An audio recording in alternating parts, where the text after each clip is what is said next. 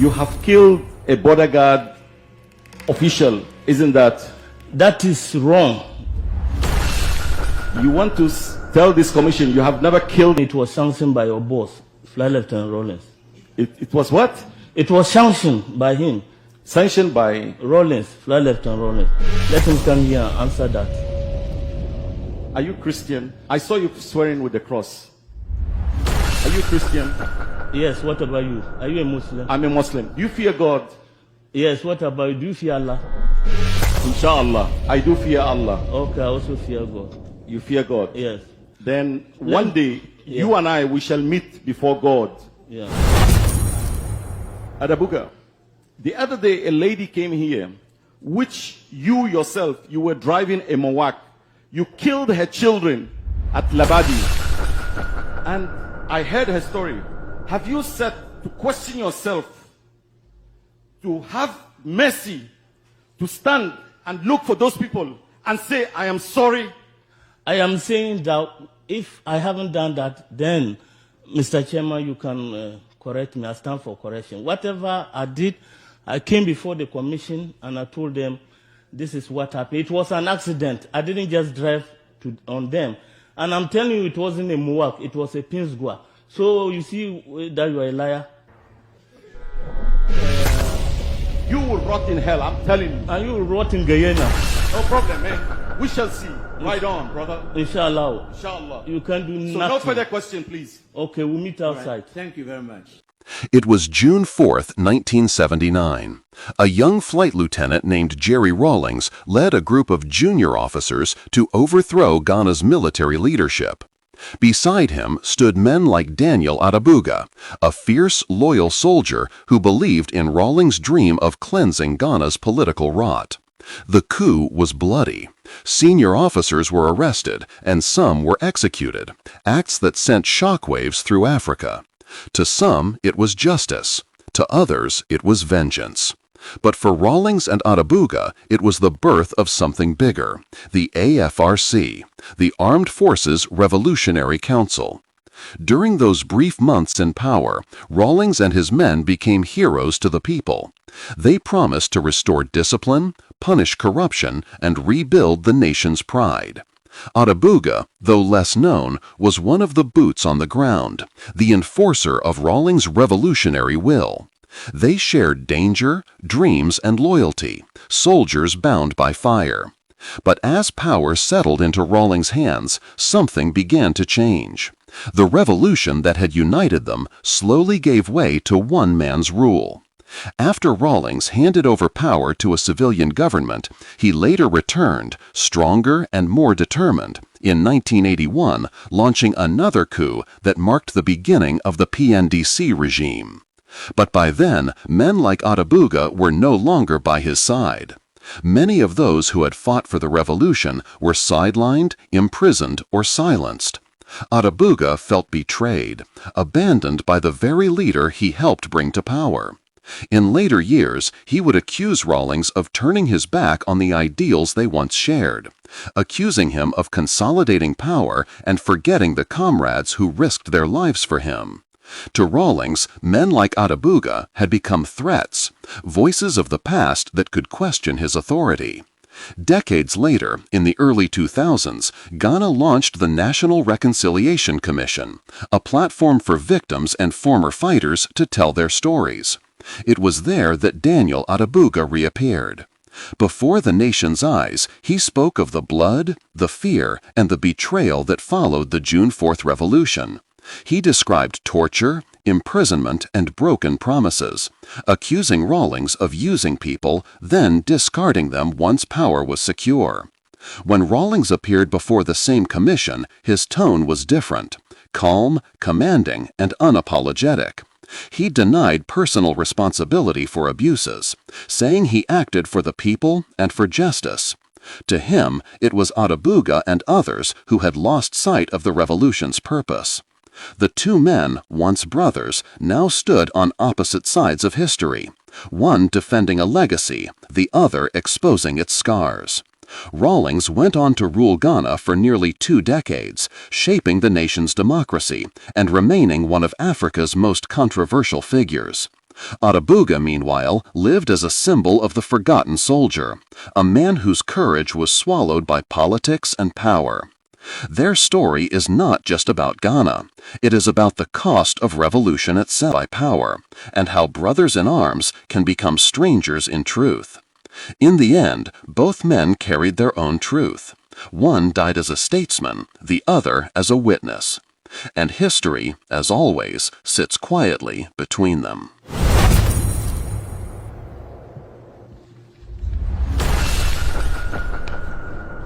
Please remind me. Mr. Matthew Adabuga, you have come to this commission in order for Mr. Riyad Ozaife to cross-examine you. But the other time before you gave evidence, you swore, for that matter, you are reminded of your former oath. My Lord witness reminded of his former oath. All right. Thank you. Speaker, Mr. Ozaife, you may put your questions now. Thank you. Thank you, sir. Thank you, sir. Mr. Adabuga, you know me? Yes. Do you What, also know me? what is my name? You are called Riyad. Yeah. What is my second name? Ozaife. Ozaife, that's fine. You stated to the commission here that I, Riyad, have been taking you around to show you some Asians. Yes. Can you tell me what you mean by Asians? Who are Asians? When I'm talking about Asians, I mean Lebanese, Syrians, I mean Indians, and so on and so forth. Lebanese, Syrians. Yeah. Okay. So this is what you think Asians are. They are Lebanese and Syrians. Not only that, but part of them. I mean, they come from Asia. Don't you know they mean Asia? I would like to ask you, you stated in your testimony to the commission one name, Wallace Bedema. Who is that? It was the chief operation officer. What is his rank? Major. Major. Isn't it normally a soldier, when addressing an officer or calling an officer name, he calls his rank? Can we go to the point, please? Just rank. Just call him Wallace Bedema. That's not important. It's very important because I believe you were in the armed forces, which taught you discipline. Mr. Riyad. Yes, sir. I'll have to point out to you that you have 30 minutes for your cross-examination. Yes, sir. Yes, so please try and use it usefully so you don't complain later on you didn't have enough time. Thank you, Mr. Chairman. All right, carry on. 30 minutes. 10:30, you have to stop.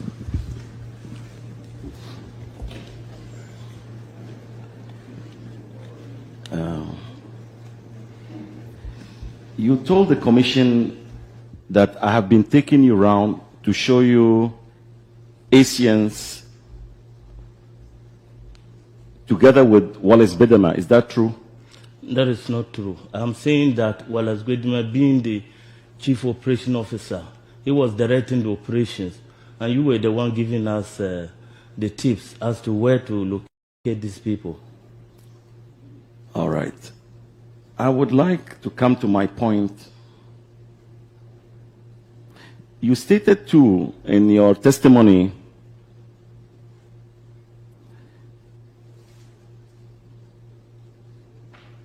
you said he would go and point the houses of those people who were hoarding these gold and diamonds. Is that correct? Yes. Fair enough. If those people, they were hoarding gold and diamond, why should you tell this commission that Wallace Bedema and myself, we had to go to Bank of Ghana to get some samples? What I'm saying is that hoarding in this sense means they were dealing in illegal trading. That's what I mean. And to be able to buy it from them, you need a front man who will pose as somebody who is selling this gold and diamond. And in the process, we pounce on them and then search their houses. Is that not correct? Answer your question. I don't know what you're talking about. Anyway, when it's my turn, I'll speak for myself, please. You see, it doesn't make sense to me when you are saying that you bounce on them and you search them and you find gold. So what is the use of getting gold and diamonds from Bank of Ghana to set a trap for them? Well, I don't see any sense in that.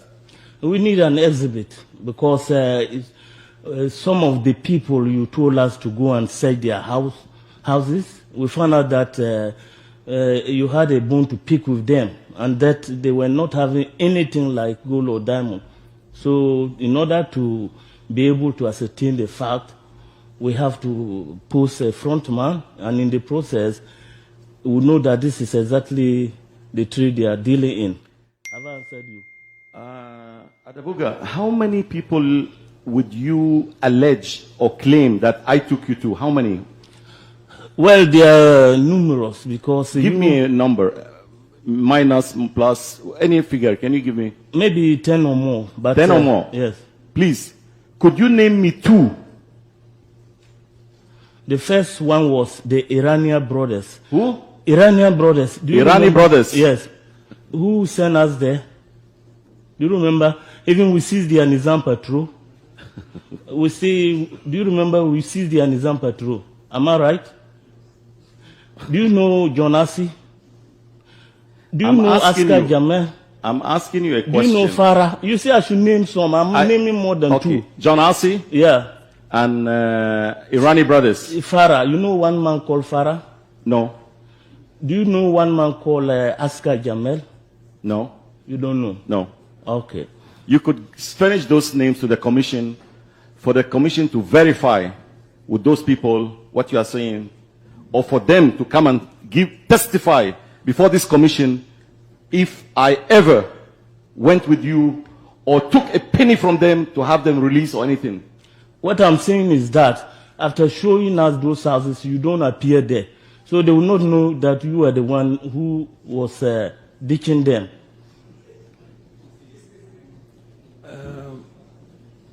Adabuga, where are you now? Norway. Norway? Yeah. Are you married? Yes. Do you have children? Please, we are talking about gold now. What are you going to my family for? Yes. Let's talk about this matter and finish. It is not finished. As far as I'm concerned, let me speak to the commission when it's my turn, please. You are only here to answer questions. So do not ask me what to do. And don't ask me of my family matter because this is not what I'm here for. I see.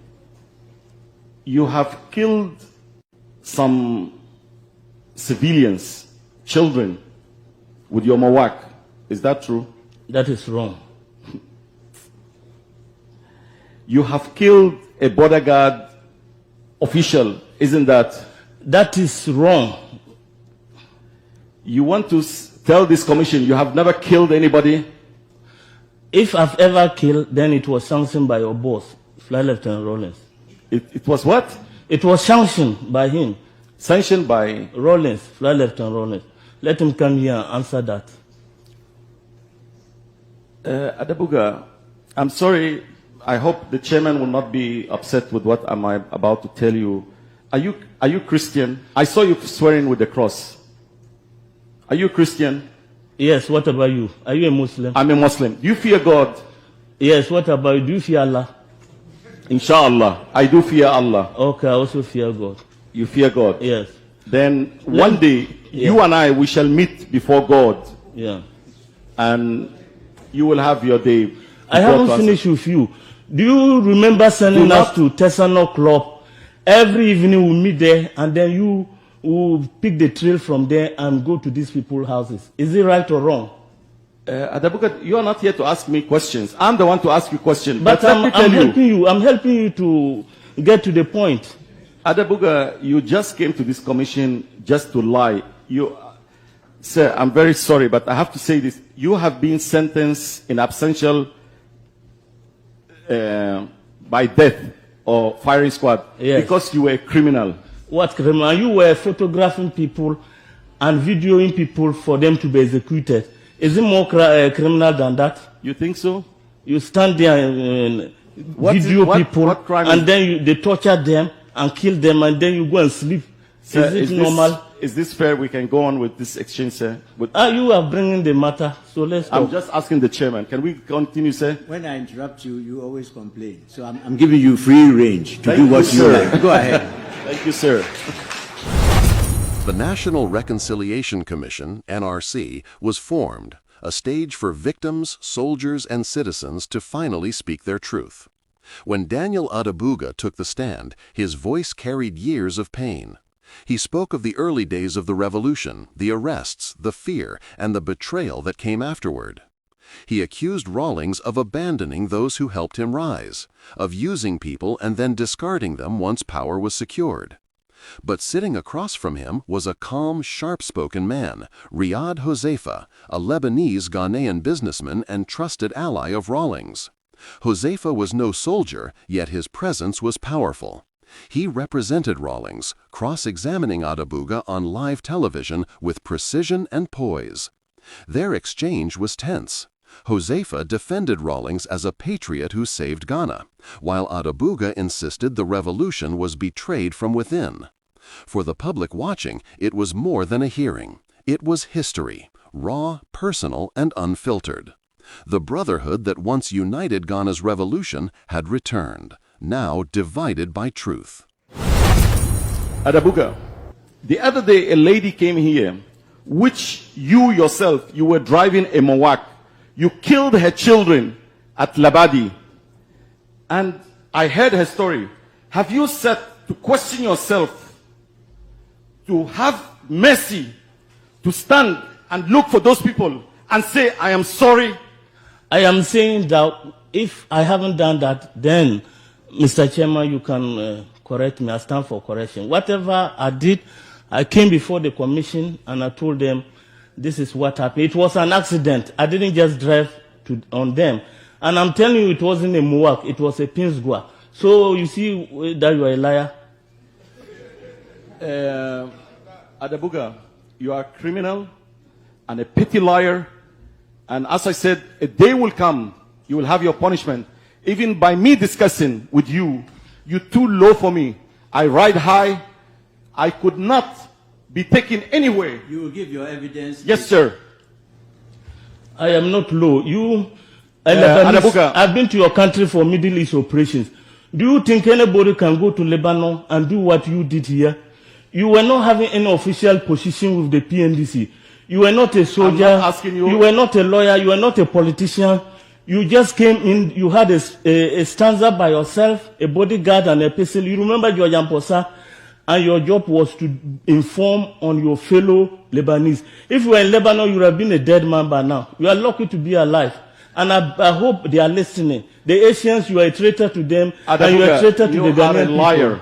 You are just a liar. Somebody must have taught you to come and speak. A person of your caliber, you will rot in hell, I'm telling you. And you will rot in Guyana. No problem, man. We shall see. Right on, brother. Inshallah. Inshallah. You can do nothing. So no further question, please. Okay, we'll meet outside. Right. Thank you very much. If you are strong, let's meet outside. I'll show you. All right. Mr. Adabuga. Yes, sir. We thank you for coming to the commission and making yourselves available for cross-examination. Thank you, We sir. know that you came at your own expense, and I'm happy that you were able to come. If you hadn't come, all sorts of things would have been said, that you were running away, that all your evidence was false, but at least you've come, and if I may say so, you've acquitted yourself very well under cross-examination. Thank you, We sir. thank you for coming. Thank you, my Lord. Thank you. Yes, Mr. Jose. After me, I Riyad Huzaifa, swear by the Almighty God swear by the Almighty God that the evidence that the evidence I shall give I shall give before this commission before this commission shall be the truth, shall be the truth, the whole truth, the whole truth, nothing but the truth. nothing but the truth, so help me God. All right, thank you. Counsel, please go on. Give your full name to the commission. Riyad Huzaifa, What work do you do now? I'm unemployed, sir. Where do you live? Airport residentials. You heard the evidence of Ms. Corporal Adabuga. What is your response to that? My response, first of all, Please, with all respect to this please, you commission. don't have to read Pardon? anything. You don't have to read. I'm not reading, sir. You know, because you are holding the book. Oh, I'm sorry. I'm sorry, sir. I'm not reading. So give your response Yes, to sir. the commissioners. This gentleman, there is some document with me here. He was sentenced to death because his activities, his criminal activities, he has killed innocent people. Proceedings, please hand it over to our people to check on it. The proceedings, you say, where he was sentenced, we already know about it, but still, let's have a look at it. Please hand it over to this gentleman who's by you to show it to the lawyer. Please see whether it's certified, Mr. Mingle. Check whether it's certified.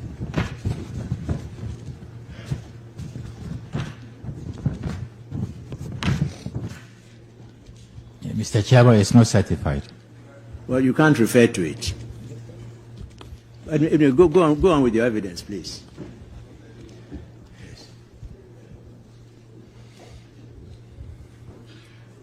Mr. Chairman, my only interest of coming to this commission, this is my 6th trip to this commission, is to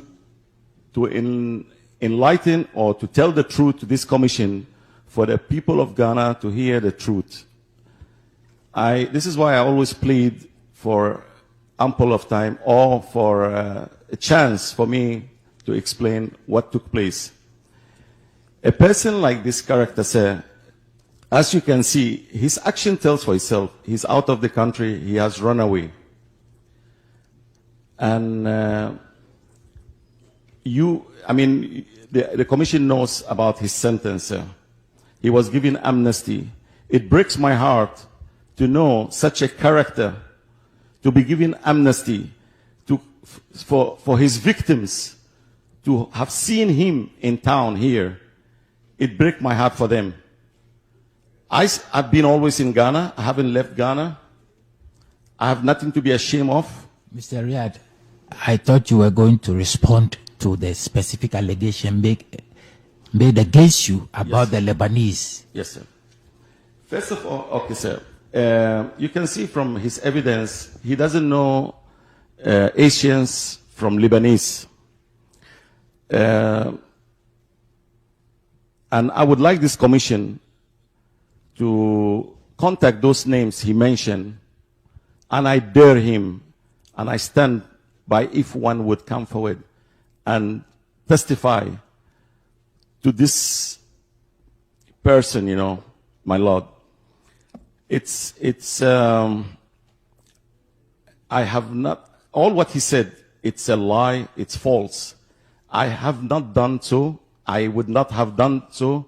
It is against my principle. It is against the trust from my fellow friends who entrusted me, who were working with me in this revolution. I would not let them down. Such characters, they are way below me, sir. And as I said, sir, all his allegations that I took him, I mean, this is what he said, and said about, I believe he was Major Wallace Bedema. It's all false lies. This commission could check with the Bank of Ghana if ever we took any samples as he claims. It could be verified. I deny all his charges as lies, fabrication, and he was coached to have come to say what he said. That's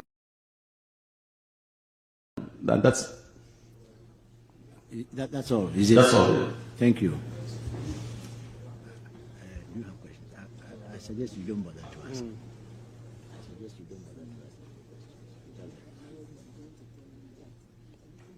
Yeah, I have no question for you, but I think a little bit of humility helps, you know. Nobody is below anybody. God created us all in his own image. And if you think you are so superior, I think the best thing is to show that you are humble enough not to look down on other people. That's just a little advice for you. Thank you very much for your kind words, madam. I am a humble person. My religion asks of me to be humble, and I do, but I cannot be humble to a person who is dripping with blood. Madam, that's my problem. All right. Well, thank you, Mr. Hozaife, for coming to the commission. You may leave us. Daniel Adabuga, the soldier who once risked his life to free Rawlings from prison, now stood as his accuser. The room was silent. The cameras rolled. Adabuga's voice trembled, but his words cut deep. "If I have ever killed," he said, "it was sanctioned by your boss, Flight Lieutenant Rawlings." The commission hall stirred. For the first time, the revolution's buried wounds were being opened, live, before the nation. Adabuga spoke of betrayal, of comrades executed without mercy, of promises turned to power. "We fought to save Ghana," he said, "but the revolution became something else. Rawlings forgot the men who made him." Two men, once bound by revolution, now divided by truth. The Ghana's past, but that day it exposed the deepest scar of all, the betrayal between brothers who once dreamed of saving their nation. Rawlings went on to become one of Africa's most recognized leaders, ruling Ghana from 1981 to 2001. To many, he was a hero who fought corruption and restored pride. To others, he was a man who never escaped the shadows of his own revolution. Adabuga lived out his later years as a forgotten soldier, a voice reminding Ghana that even revolutions have victims. Two men, one vision, two very different endings.